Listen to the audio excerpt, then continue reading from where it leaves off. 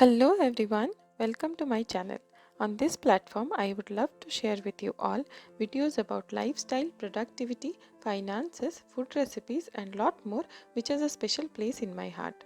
With that being said, let's jump to my first video. In this video, I'm going to talk about some simple tips to manage daily finances to save a little more money which will help us during any uncertainty. So, we all know the situation we are dealing right now. Since it is a pretty new situation for everyone, many of us do not really know how to adequately prepare for the near future. Especially when it comes to finances, we should be more careful and be prepared for the upcoming time.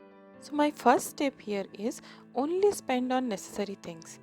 This pandemic has showed us many different situations. One thing I observed in this is panic buying. Though many of us were really not sure everything we are buying, we are gonna use it in recent time.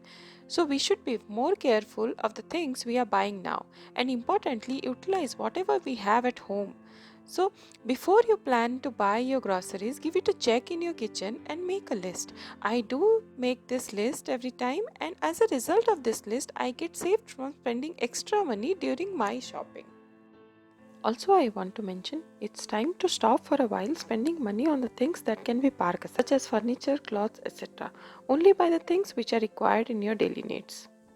So my second tip here is cancel unnecessary subscription. When I started reviewing my monthly expense for this month, I realized how much we have spent on the subscription due to the stay-at-home life. Social distancing made us dependent on the means available for us at home, resulting that we might have taken additional subscription to make utilize of our time.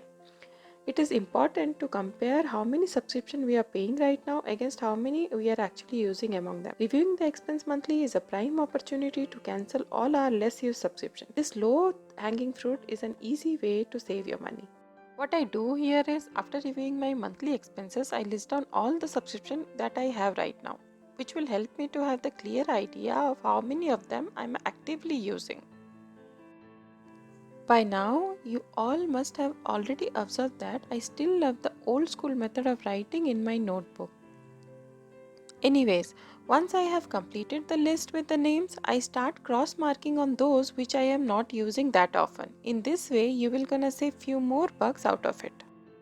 So my next step here is automate your basic expenses. When you know what all are your mandatory expenses, then it is a smart move to schedule the auto payment.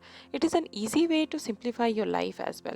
Reducing your public exposure can minimize your risk of getting sick too.